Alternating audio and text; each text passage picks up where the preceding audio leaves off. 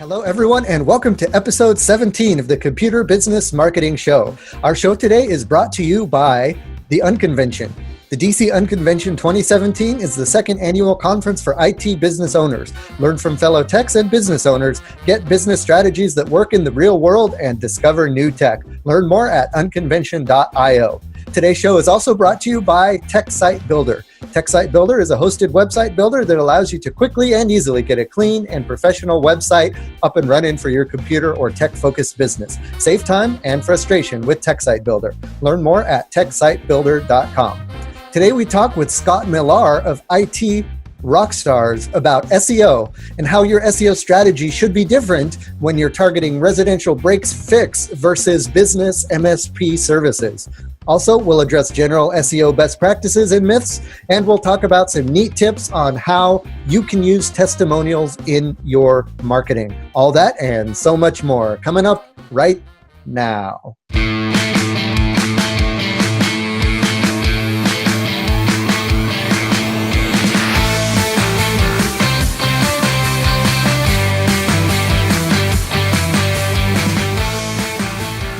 Hello, everyone, and welcome to the Computer Business Marketing Show. If you own or work in an IT services business, this is the place to be to learn how to get more clients, keep them happy, and grow your revenue.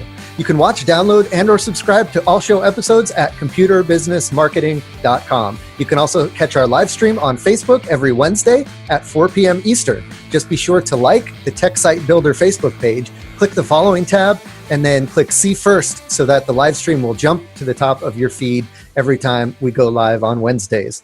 Welcome to this episode. This is the 17th episode of the Computer Business Marketing Show.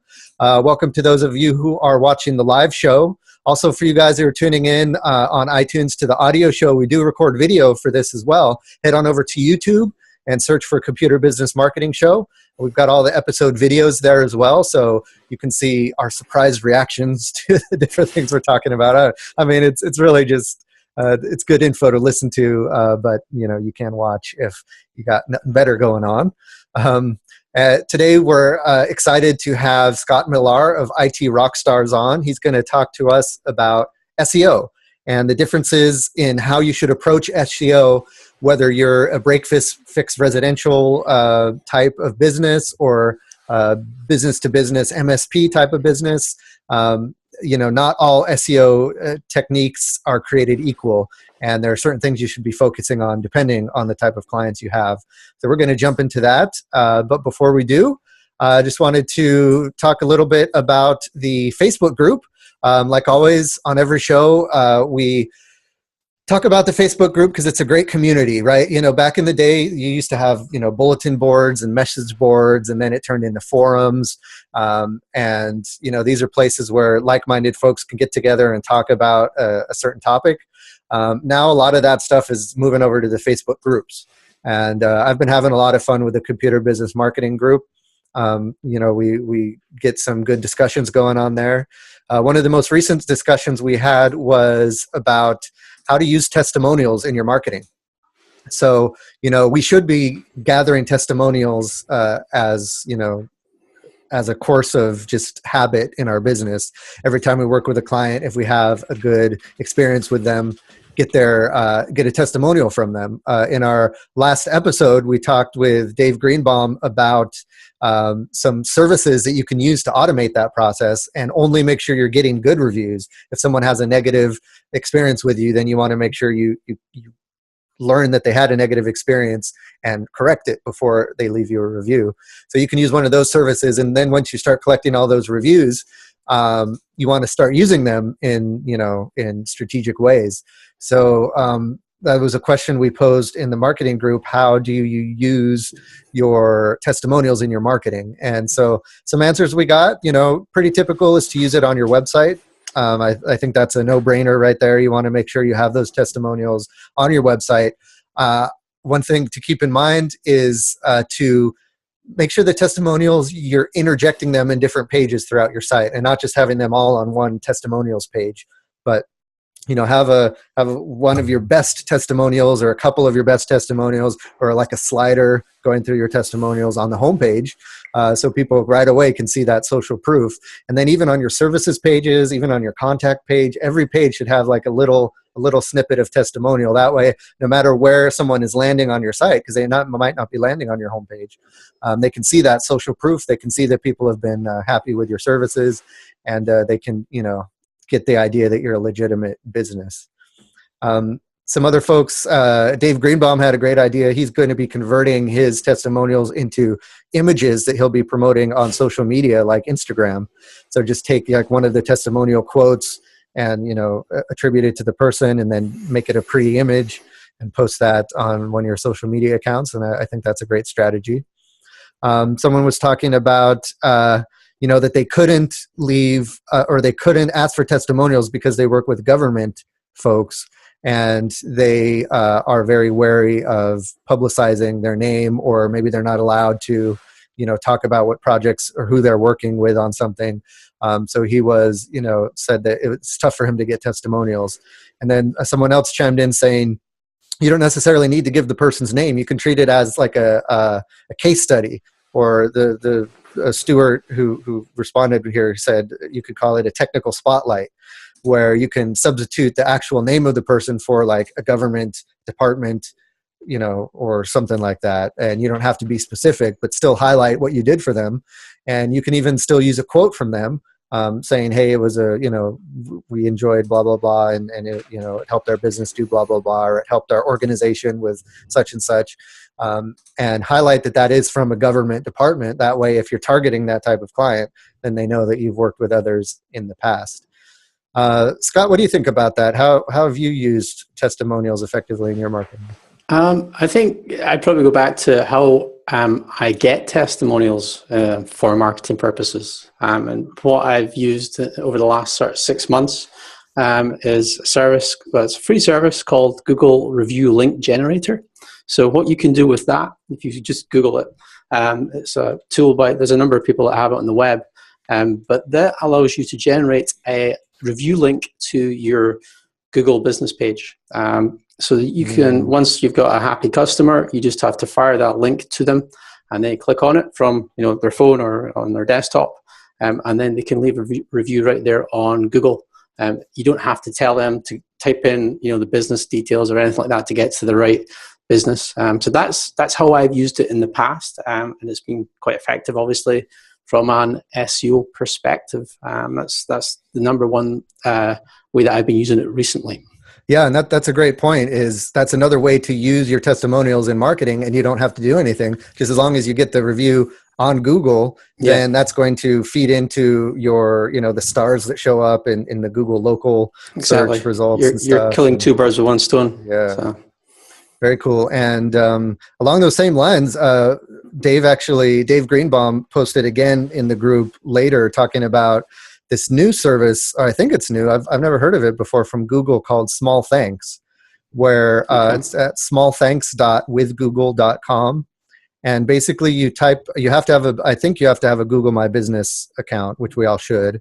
And then you put in your business name, and it pulls in reviews from different places that it sees online about your business, and it puts it into like a nice formatted, attractive looking like a graphic that you can then print out as a poster or put on your website or share on social media. And Dave shared a couple of the ones he had created for him. But that looks like a really kind of easy way to, it's almost like a review funnel, right? So with Scott's point, you can get them to leave your review on Google. Then you can have Google print out a nice, cool looking graphic that you can then reuse on different social media, put on your website, whatever you want to, even print out in business cards or flyers. So that's kind of a cool thing that I never heard of that is out there. Interesting. Yeah. Yeah. So we'll put that link in the show notes so you guys can check that out.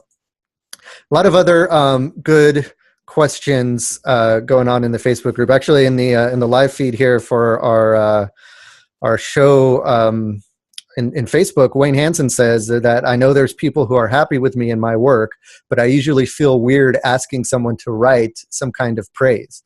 Is that what people typically do, though, if they don't have another medium for someone to submit a testimonial, is basically just to ask them straight up for praise? Is that kind of the right approach? What do you think?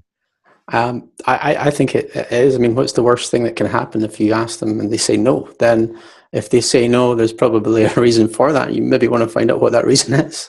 Yeah. And you can facilitate that with some of the services Dave Greenbaum talked about in the last episode, where you don't necessarily need to say, hey, did I do a good job? If I did, leave me a positive review. You can let the service, basically it comes in with an email saying, hey, how did we do?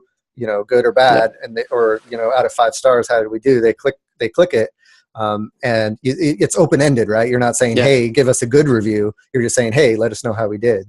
And then if it's a good review, then it funnels them to whatever review site you have set up. Or if it's a bad review, then it gives you an opportunity to communicate with them. Something I've done before that, before I knew about those services, is I just waited until I got a good feedback from a customer. So I finished the service and they said, oh my gosh, this was so great. I'm so happy. Thank you. Then I would say, oh, awesome. I'm glad you're happy. We'd appreciate if you helped us out with a review, or if you have an account on any of these places, give us a shout out. That way I would take advantage of their good feeling in the moment that they're feeling it, and they're feeling generous, to try to get them to leave that review. So that's worked out well as well. Let's see. And then Dave Greenbaum says that's one of the reasons why I like to get 5 stars, which is the service he ultimately went with, was because you first get the feedback, and then if they say you're awesome, then you can follow up with, would you mind posting that on Google? So it's kind of more of a manual process there. And then Deb LaFlamme says, basically what you want to say is, would you tell your friends about us? So that's a way to, spur on those referrals. And a referral might be, going in social media and saying, hey, I had a great experience, or going on Facebook saying, hey, I had a great experience. And that even works better than a testimonial, because that's someone reaching out to their network saying, hey, they did a great job. Yeah. Mm-hmm. So some great ideas, guys. A lot of great ideas in the chat. Keep them coming. Love to hear the ideas you guys are coming up with. So, a lot of other great stuff going on in the group. I know, I love when Tom Lawrence, and we interviewed Tom Lawrence earlier on the previous computer business podcast. I love when he shares his videos. He's got awesome videos that he does for promotion. He's got a video podcast he does and stuff. And his latest video, basically someone comes in with a hammer and smashes a laptop right in one of his employees' faces. And basically the tagline is, unexpected things happen. Do you have a backup plan? So, promoting their backup plan and just kind of using like an in-your-face, I'll have to check that one out. I haven't seen it yet. Yeah, it's funny. So I like those lighthearted kind of videos that get your attention. Yeah, and that's the kind of thing that we share in the group. People are always sharing their examples of what they're doing. So check that out. If you aren't a member of the group, go to Facebook and type in the search Computer Business Marketing. And it's the first group that comes up there, the Computer Business Marketing Group. Request to be added, and we'll get you in there. Just let us know. We want to make sure you're either a computer business owner, or someone who serves computer business owners, or you're interested in being a computer business owner. So we do ask a couple questions, but they're very easy questions, and we just want to make sure you're serious and you're not just a random spammer. So awesome. So let's go ahead and I want to jump into the interview with you, because I got a lot of questions around SEO. I'm very interested in SEO. It's such a mysterious thing for a lot of people, and I like to dig into that. But before we do, I just wanted to give a shout out to our first sponsor, and that is the Unconvention. The DC Unconvention 2017 is the event that you need to go to this year if you are a computer business owner. This is the event that's made for all of you guys. I mean, it's the mom and pop shops. It's the computer repair, the part-time computer repair guys. It's the smaller business-to-business MSPs.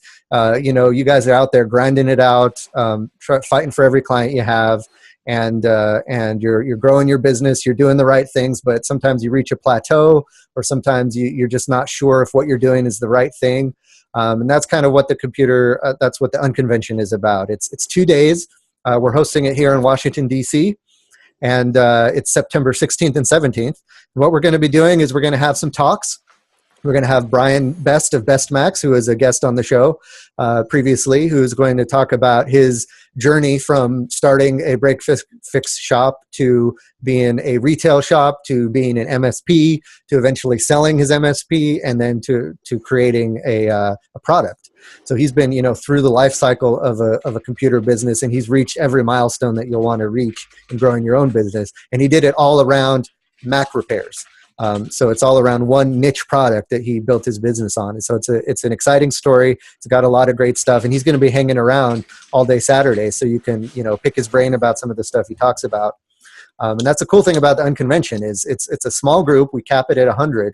So it's not, you're not going to be lost in a huge crowd of people and standing in a line to talk to the person you want to talk to.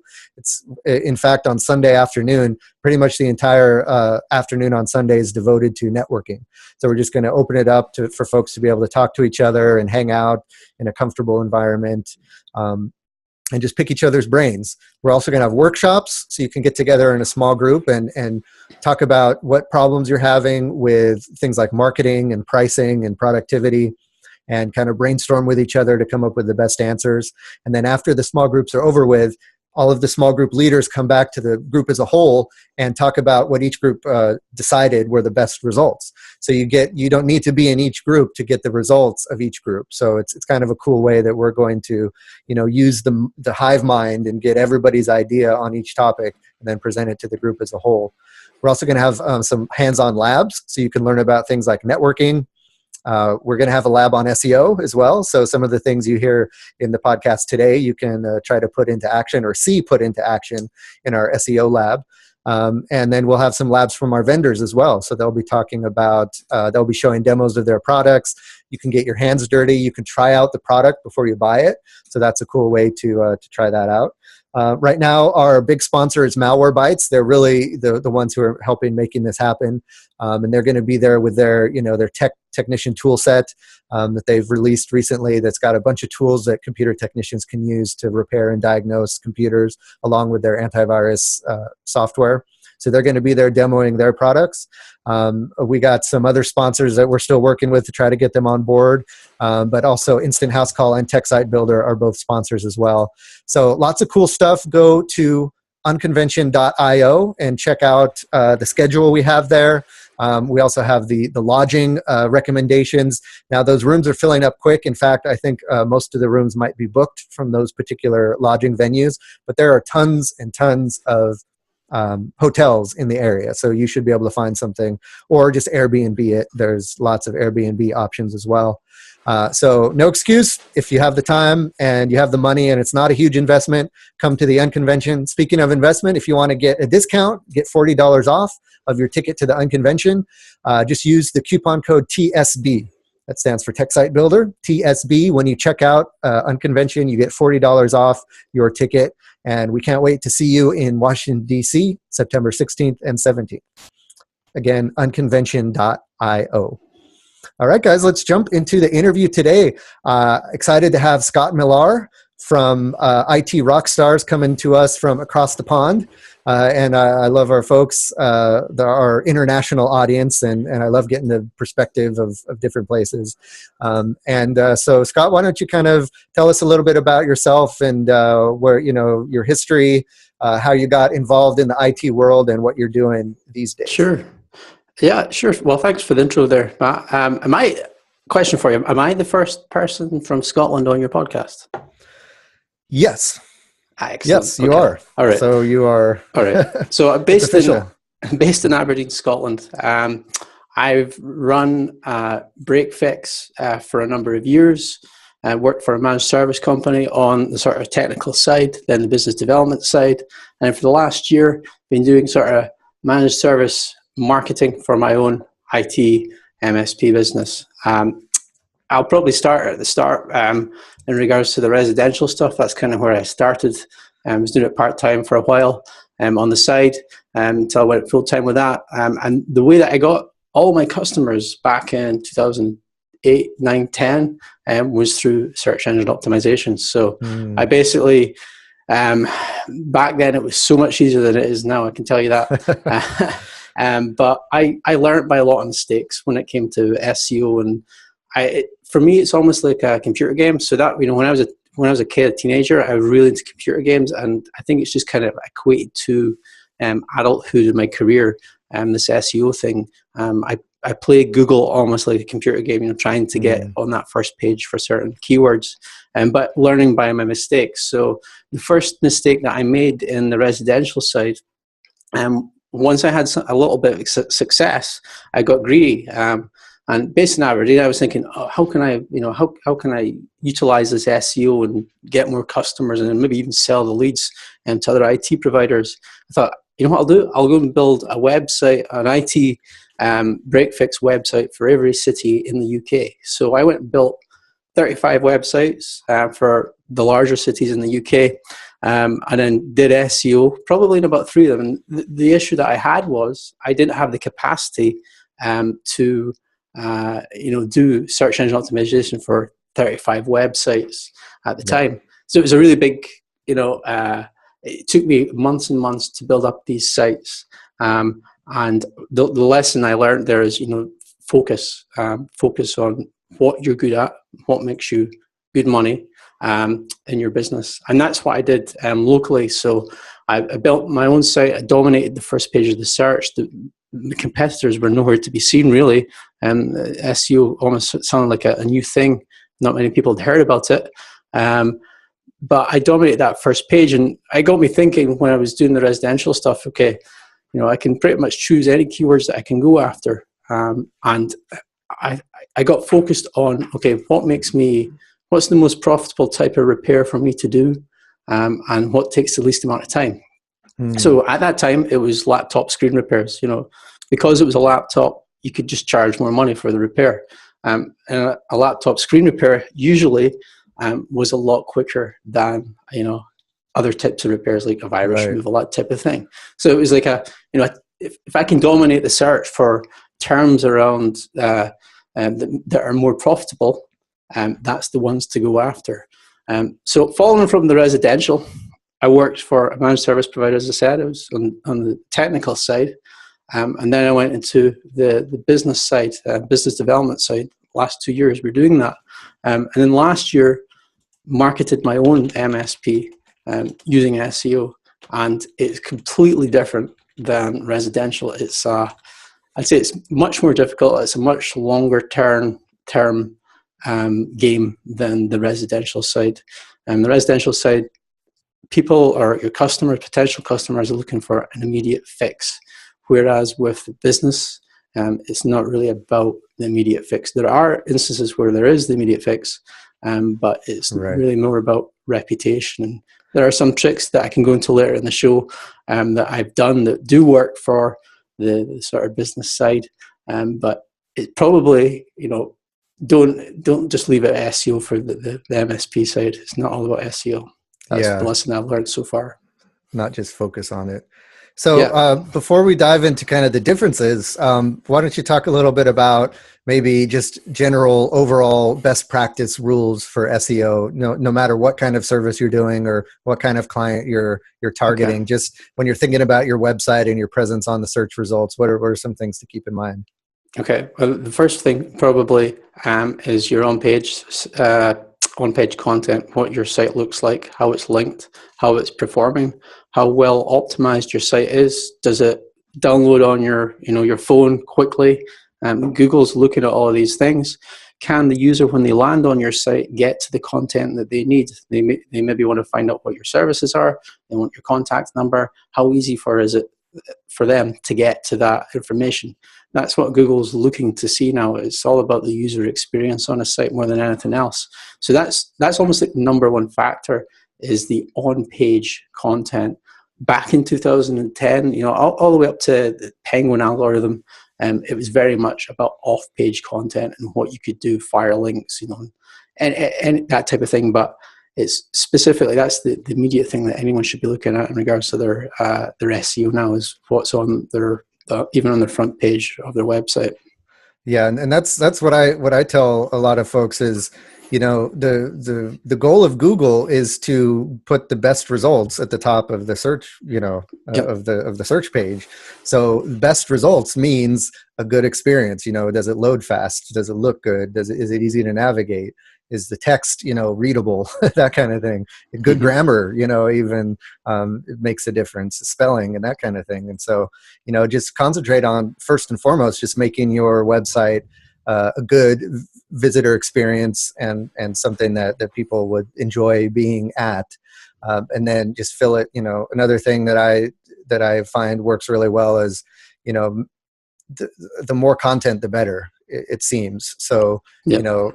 Don't be afraid to go into detail about your services. Don't be afraid to go in detail about your business. Write nice long blog posts, because, the more information you put, the more little tidbits that Google's able to pick out of there and Yep. and rank you for those words, or it just tells Google that, hey, this page knows what it's talking about.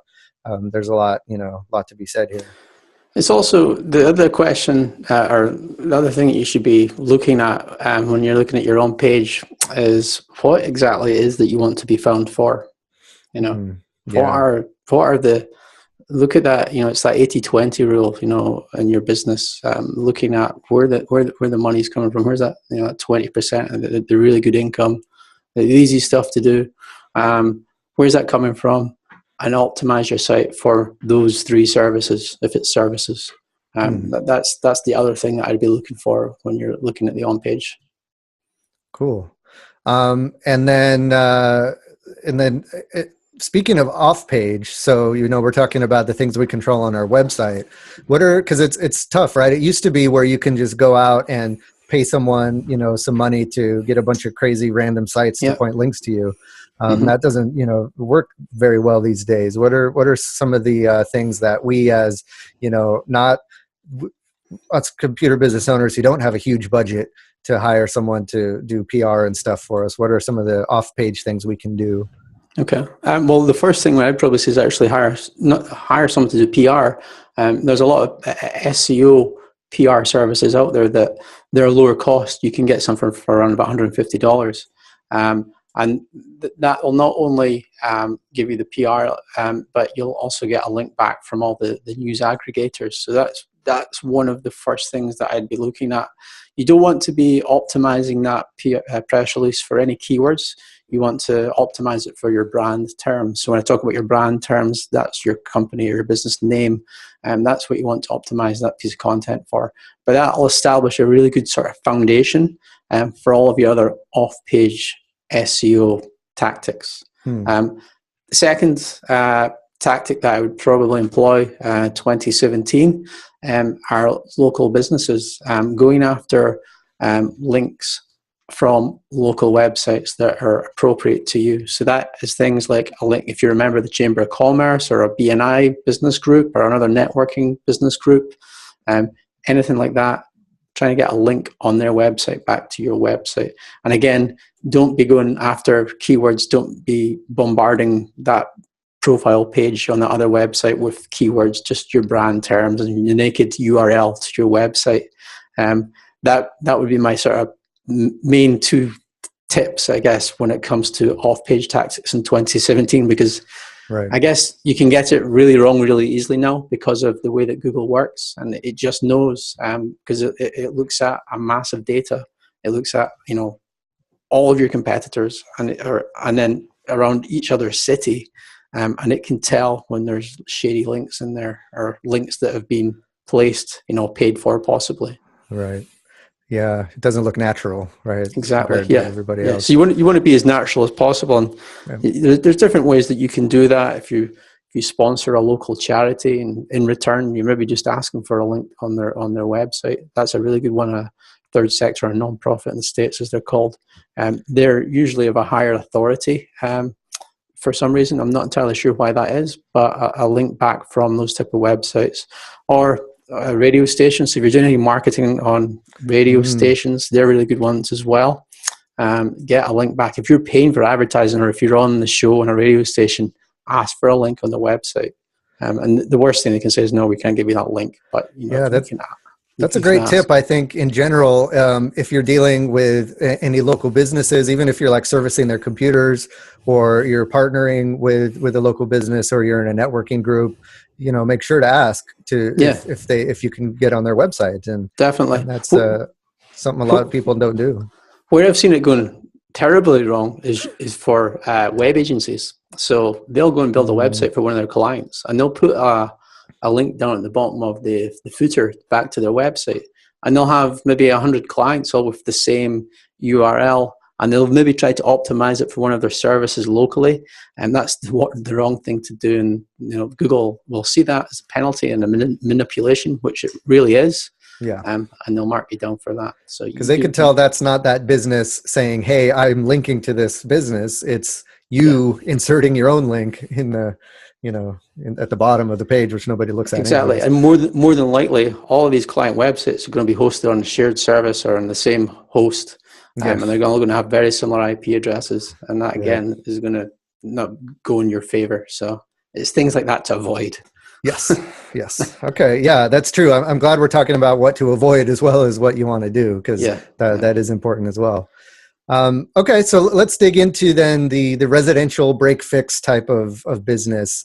A lot of folks are doing that when they first start out, and so they're really desperate to get clients, and it's tough because if you're not on some sort of recurring revenue model, then you're really, every client, you need clients coming in constantly to keep the revenue coming in. So so I could see SEO being important. You want to be at the top of the search results when you're doing break fix kind of things.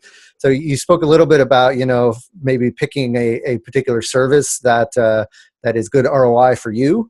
What are some other strategies that you can use for SEO for break fix? So if you're just starting out in break fix, probably what I'd look at, and I've done this in the past before for other sites, is where are there holes in your local market? Where are the easy top spots in Google for your website to appear? So this was back a few years ago now, but at the time, iPhone screen repairs, there wasn't that many people doing local services for iPhone screen repairs, advertising for that type of stuff.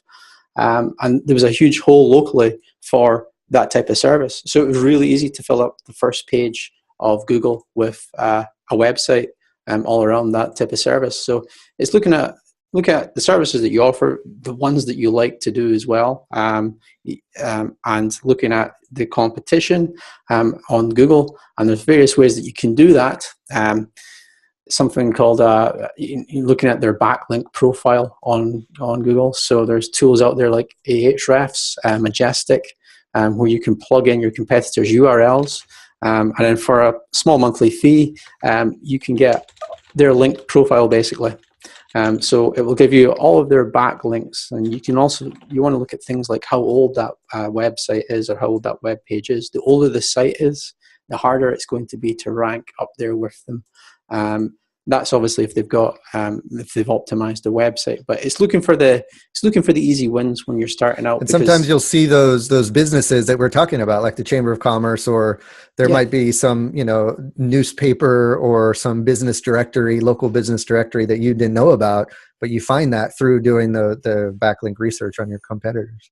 That's right, yeah, and that brings me on probably to the next bit. Looking for the easy spots, but these other organizations, can you get a bank like on there? Can use them as it's called barnacle SEO or parasite SEO, and that's where you're going to an authoritative website and you're generating a page on their website with your company information, and that will, because of the authority of that website, it will rise to the top. If it has your local terms in it, it will rise quite easily. Now, in the UK, that was working quite well with a website called Gumtree for a lot of services. So you can advertise services on Gumtree. It's a bit like Craigslist in the States, and you could easily rank pages on that website, and you were acting basically as a parasite. But it was a genuine advertisement back to your company and what it is that you're offering. But that's an easy win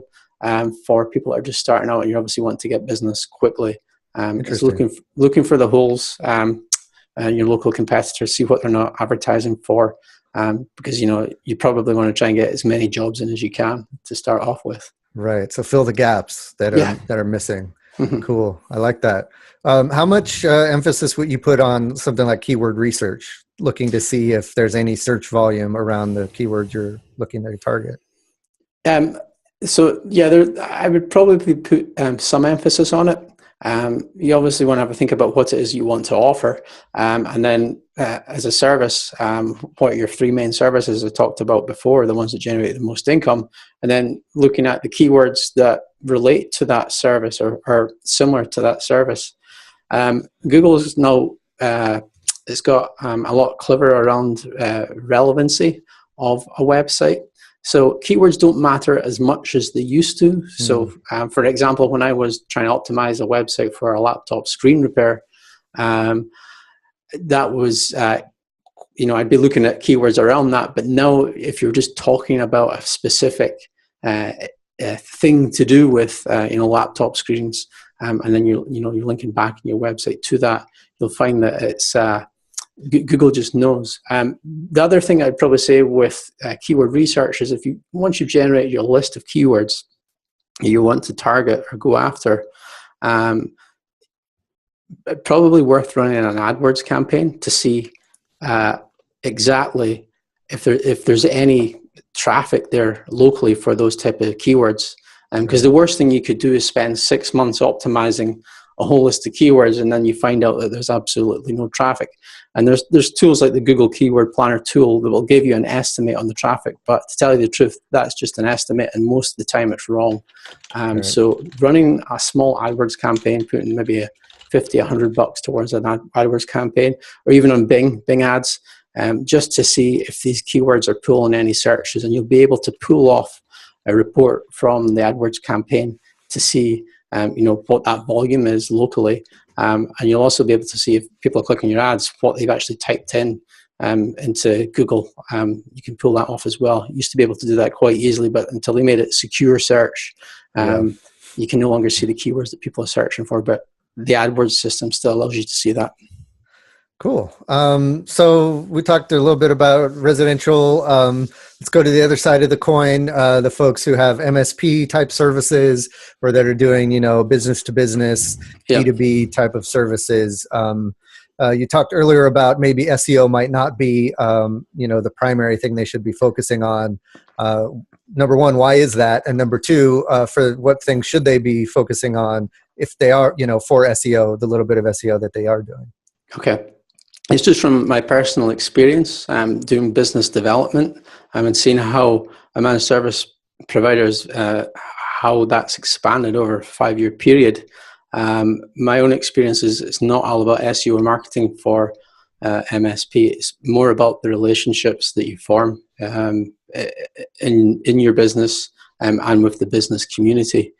So I think the primary one is getting out there with your existing clients, customers, and your potential clients and customers, or people that would be good referral sources for you. So that's like my number one sort of, if you're looking to increase the size of your MSP, is really you have to get out there. And I know it kind of goes against the grain for most people in IT.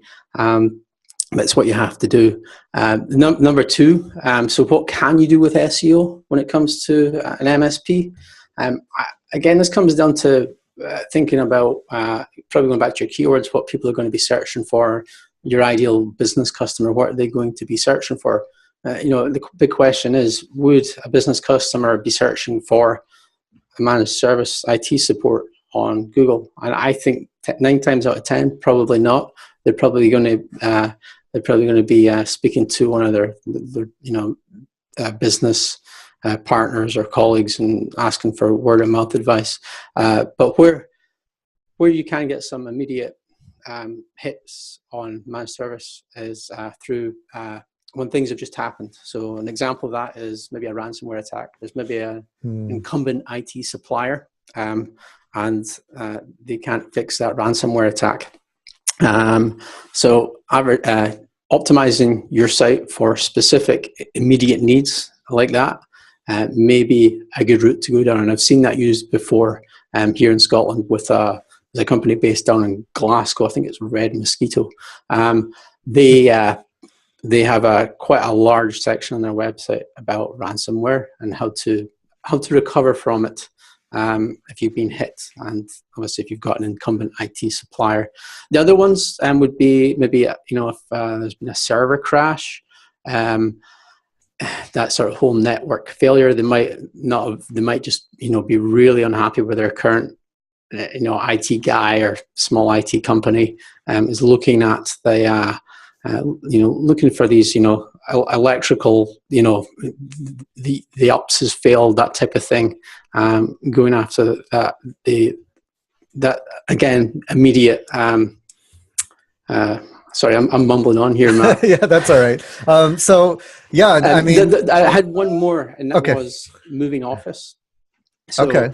if maybe there's a company moving into the area, that would be one where you'd maybe want to have a piece on your website about content, about moving your IT to a new office, and then obviously you would have your location in there as well where you're operating. And that's an immediate one. So that business wouldn't know about the area. So they would probably be searching Google, looking for your service. Interesting. Yeah. It's tough because you're right. A business owner isn't necessarily going to be searching for IT services in Google. Like you said, they're going to reach out to their network, or they're going to, ask for referrals or something like that. So something I forget who said this. It was in one of the groups, but someone said, business owners are also home computer users. So they might, their home computer might break down and they might be searching for something. And that could be an opportunity for you to, even if your primary target client is B2B, you can still, talk about those break fix services that you provide as part of your MSP or your managed service offering. And then as one of these business owners is searching for, for someone to fix their personal computer, they can stumble across your business services as well. Yeah, that's an interesting angle that I've never thought about actually. Yeah. Because, laterally it was pure MSP. So that's quite an interesting one. Yeah, I forget who mentioned that, so I could give them proper credit. But if they want to jump in the comments, if you remember that was you, let me know. But cool. So yeah, I think the way you approach SEO, you just want to think about where you could get the most bang for your buck, and it depends on the type of services. It depends on not even residential or MSP, but do you do screen repairs, or do you do mobile phone repairs, or do you do virus removal? Is that something you want to promote and you want to get more business with because it's something you can make a lot of money with, or you have good ROI on it, or you're very proficient at it?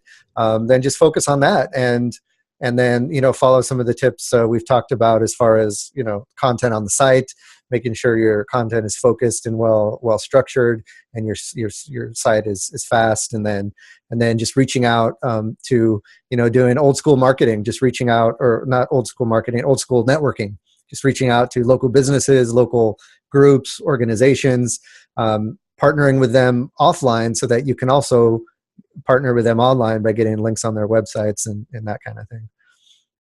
Cool. So great stuff. Any other tips? Maybe is there any like myths or any false ideas that people have about SEO that you've seen going around that you kind of want to squash or address? I guess probably not myths as such, or it's probably what's worked in the past and doesn't work now in regards to SEO.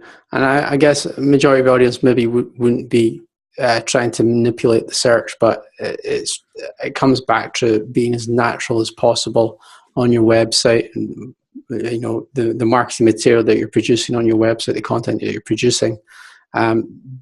Don't try and manipulate Google, because it'll have a negative effect on your website and on your business. And like you said, if it worked before, it might not necessarily work now, especially if it is some kind of manipulation or trying to trick. Yeah. Have you heard, Matt? Have you heard what myths have you heard? I mean, the big one that I am always trying to fight against is that SEO doesn't work, and it's just marketing BS. No, that's completely false. Yeah, I can testify to that. I was getting 10 phone calls a day through SEO, at one point. Yeah, I think it's worth pursuing, and it's worth spending some time on, because you're going to get your business in front of people who are having the exact problems that you're able to fix at the exact time they're having them, because that's they're looking for help. That's why I love it, and there's obviously such an emphasis now on social media marketing, more specifically Facebook, Instagram, 2017. But the problem we've got, in the IT industry is it's really hard to reach, the people with the IT problems on those social channels at the right time. Whereas with Google, Bing, that search, you've got that opportunity to reach the person at the right time. Great. And before I forget, you had also mentioned before we jumped on the recording, you had mentioned that you have something called the Matrix, which is kind of a cool way to get services, existing clients to jump on the services that they aren't using from you. You want to talk about that a little bit? Yeah. So I'm not entirely sure. I was maybe going to. Can we share the screen? Can I do that? I don't know if you have controls to be able to do that. I've got the button here. Yeah, give it a shot. Okay. Yep, there we go. All right. So this is from my business development days with an MSP. I'm probably one of the golden nuggets that I learned was with your existing client base. Now, this is probably not a marketing thing, even though we're on this podcast, but it's looking at your existing clients. Write them down on the left-hand side here, all your clients that you've got, and then along the top here, write down all the services that you offer, the ones that generate you a monthly income, so recurring income. These are really the ones that you want to go after. And then basically put an X there, a conditional format in Excel, if you know how to use it, of what client has what service that you're providing. And where you see the red, that's where you have to focus. I say, getting back to that big mistake I had before is having that focus in your business. And you'll find that it's so much easier selling to existing clients than it is new clients. So this is a really easy win in your business, making this matrix up. And then what you can do with this matrix, not only can you go into an account meeting, that type of thing, and talk about the service that they don't already have, but you can actually plan your marketing activities around this matrix as well. This is great. And this could also reveal some other things, like what's the most popular service that you offer. And that might be something that, you realize, hey, I'm doing this really well. I'm really good at selling this. Maybe I promote this more, and you might not have been promoting that as much. So it could I love visualizing stuff like this, data like this, because it could really help you see things that you might not, realize normally. So it's it's such an obvious one to do as well. Right. And it's like, you should really have this anyway in your business, but who actually does? Right. But once you've got it there, you can see where the holes are, and it's so much easier to focus on. Very cool. All right. Yeah, that's a great little tidbit to leave us with to end the show. And it's also a incentive for you to watch the video so you can actually see the spreadsheet that he was talking about. But I'm sure you could tell, you get the gist of it through the audio as well. So Scott, great. Thanks for being a guest. A lot of great stuff. Where can folks find out more about you and maybe even reach out to you if they had any questions about SEO? Yeah, so I'm launching a new book, actually. It's called Bear Attack SEO for IT providers. You can find that on the IT Rockstars website. So it's itrockstars.co.uk. And I'm giving away the first 3 chapters for free on that book. So the first 3 chapters, I'll give a little rundown here. How to get into the top Mac app on Google. Really easily how to do that. It's so simple. I'm going to show you how to reverse engineer the top 10 results so you can dominate the local search results. And then I'm going to give you a list of all the best keywords to be going after if you're in residential services. Cool. Guys, check that out. And I'll have a link to that as well in the show notes. Stick around, Scott, because we do have the rapid fire questions coming up after the sponsor spot. So right now, I just want to give a shout out to our second sponsor, and that is TechSite Builder. It's a little company I run that provides websites for computer business owners. And a lot of the stuff we talked about today, the on-site SEO optimization, you can do very easily with TechSite Builder. So if SEO is something you're uncomfortable with, or you're not sure how to get started, just in TechSite Builder, we give you the tools, we give you some training videos to get you started, and we have all the places you can go where you can, update the meta information for each page, and we talk about what that means, and then make it really easy to fill out the content. And the sites are pretty well SEO optimized right out of the gate. So we make sure that the content is well structured. We make sure the pages load fast. We make sure they look beautiful on mobile phones and on big desktop monitors and everything in between, so that you can really focus on putting in good content, and then of course focus on running your business, because you're not a web master. Maybe some of you are, but most of you aren't. You're not a webmaster. You are a computer business owner. So you want to be fixing the computers. You want to be marketing your business. You don't want to be in the weeds of fixing hosting problems with your website, or designing your website, or fumbling around with a WordPress theme or anything like that.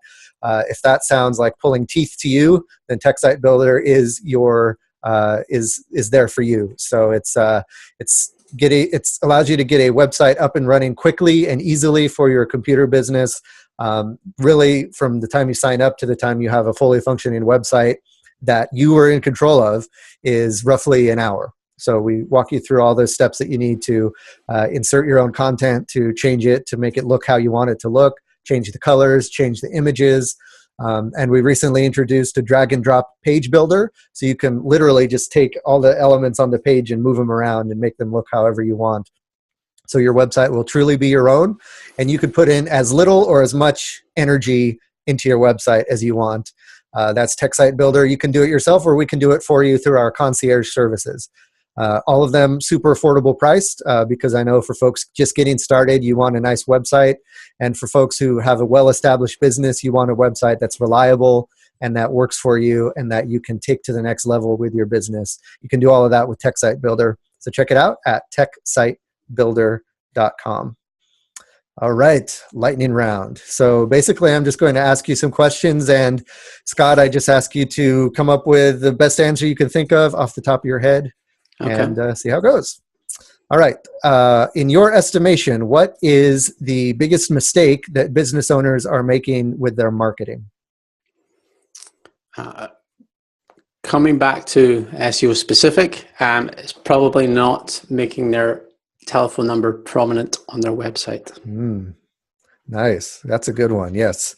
That's a big pet peeve of mine when I see a computer business website, and then your goal is to have customers contact you, and yet the way they can contact you is hidden or very small, or it's hard to find.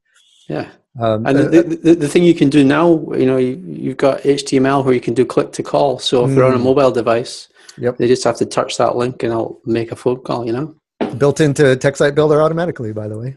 Cool. That sounds little cool. Plug there. Yep. Cool. So, get that phone number front and center on your website. Second question: what kind of marketing do you believe gives the biggest bang for your buck? And I have a feeling I know what you're going to say. For residential SEO, for MSP marketing, email. Like an email list. An email newsletter. Going in an email newsletter. Oh, okay, great. I like that. I like breaking it up into different kinds, because there's really not a one-size-fits-all solution, right? It depends on the type of services you're offering. Yeah. So cool. Okay. What can you do in your marketing to target your ideal clients? You can look at a keyword list. How to target your ideal clients. So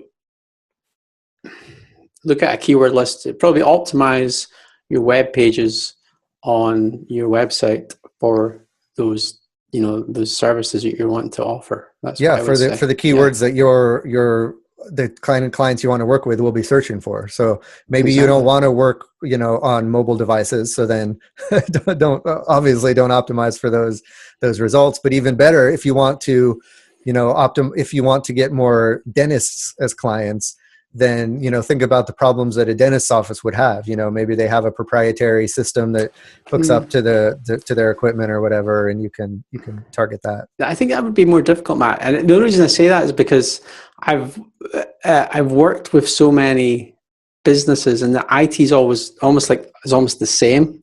So maybe from a software side, a dentist would be using a particular type of software.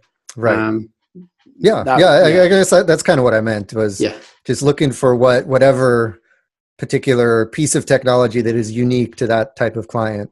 And capitalize on that somehow. I would, if they're your ideal client, hopefully they know, you would know what that is. Mm-hmm. So, okay, here's a question for you. Since you are running your own business, what aspect of marketing are you still struggling with? It's got to be LinkedIn. I'd love to, and especially from the MSP side, you want to speak to, the managing directors, the owners of the companies, or usually the finance director. They're the people that make the decisions about the IT provider. And if I could crack the LinkedIn marketing side, I haven't even attempted it yet, to tell you the truth.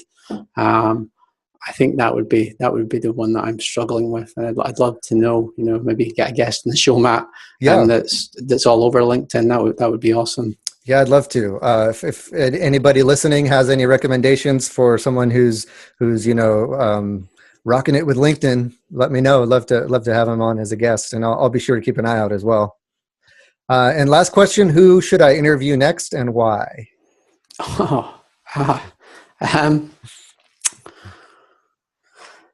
I'm going to say, I'll say Matt Cutts used to work at Google. Oh, okay.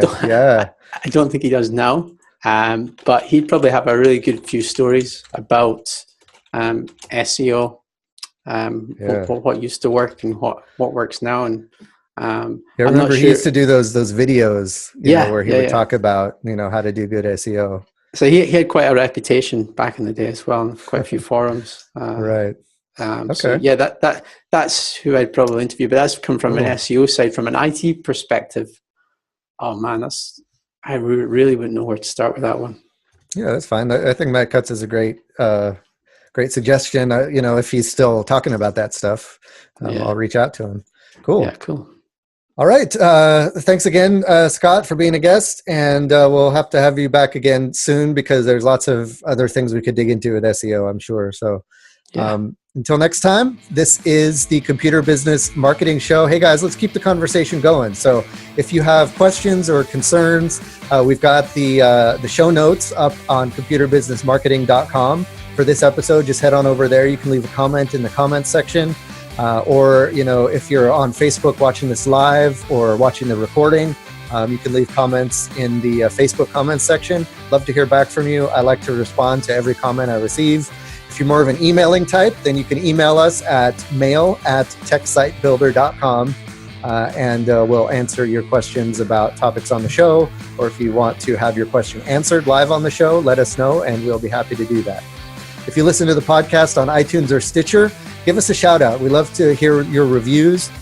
Just like, you guys want reviews from your clients about how your services are. This podcast wants reviews from you guys, the listeners. If you are enjoying the show, let us know. If there's stuff we can work on, let us know as well.